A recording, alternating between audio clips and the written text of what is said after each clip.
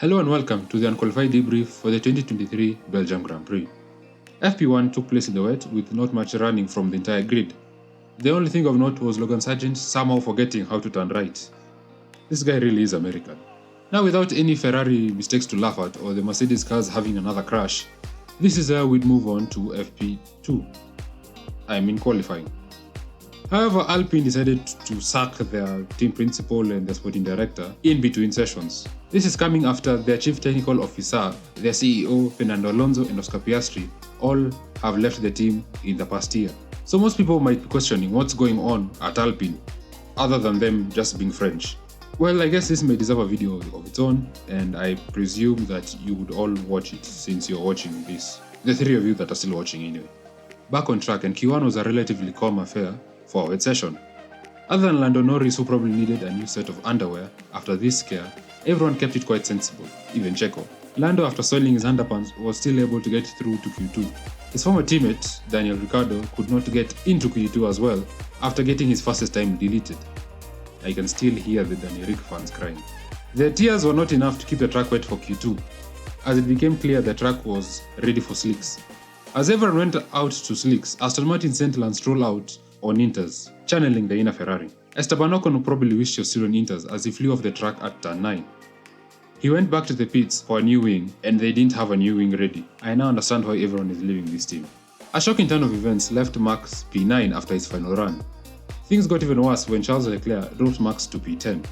I was excited to see if Max could be knocked out in Q2, and then I saw the only two people on the lap were Pierre Gasly and Kevin Magnussen. Well, shit. This near miss prompted an exchange between Max and his engineer GP, an exchange that Max definitely lost.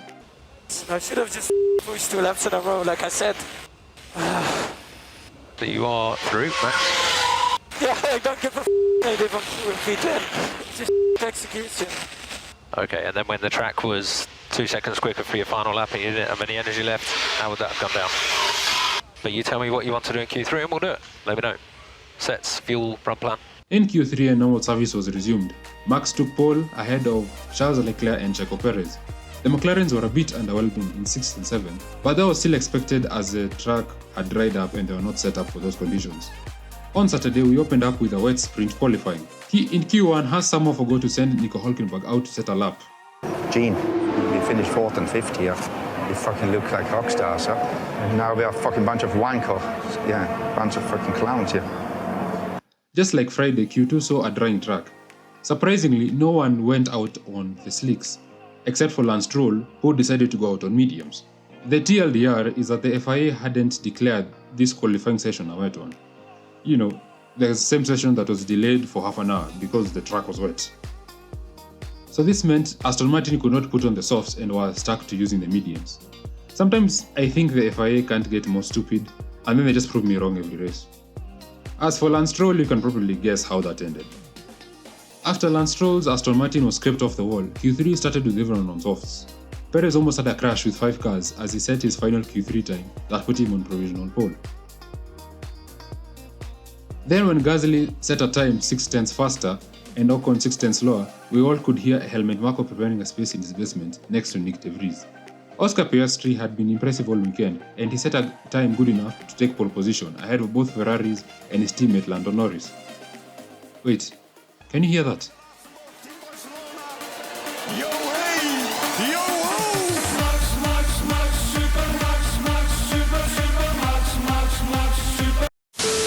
Every single fucking time. In the sprint race, after a few laps behind the safety car, half the grid came in for Inters as the rest went on to start lap 1. All this left us with Oscar Piastri leading 3 seconds ahead of Max Verstappen and Pierre Gasly. As everyone was getting acquainted with the Inters, Fernando Alonso showed that he'd been spending a bit too much time with Lance Stroll, as his Spaniard got stuck in the gravel at P1. The resulting safety car eroded Piastri's gap to Max, not like it would have helped him anyway. On the safety car restart, Max got Oscar and ran away with the lead, the usual Max stuff.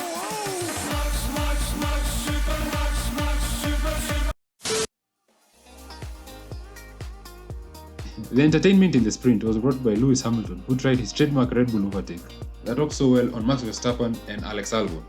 Twice actually.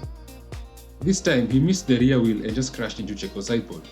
The damage caused Checo to fall backwards and give us some really entertaining action, This being Checo, we just figured that this was just his pace.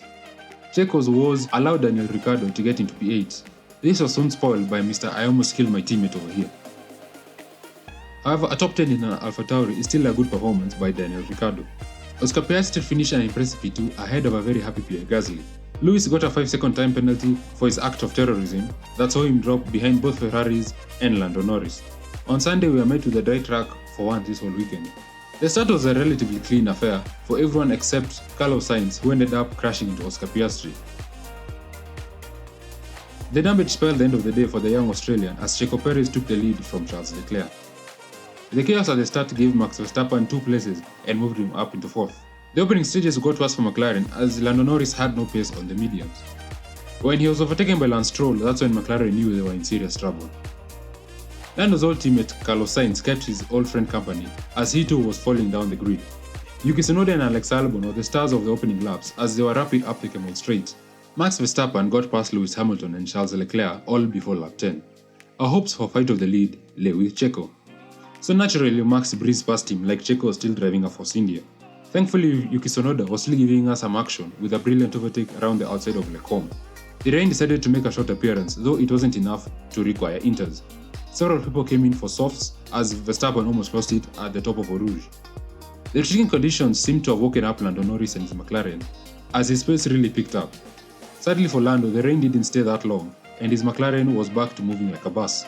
Esteban Ocon pulled an Uno reverse on Yuki Tsunoda as he went round the outside of Leclerc and went on to overtake Lance Stroll.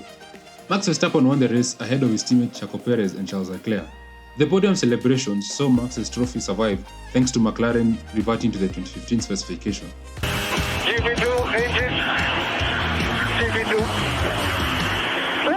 However, the team later broke it during the celebrations.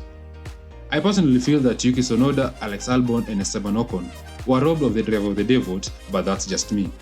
But that's all for the debrief. If you didn't enjoy it, that was a plan. I do plan on doing a mid-season debrief sometime later, so I'll see all 3 of you then.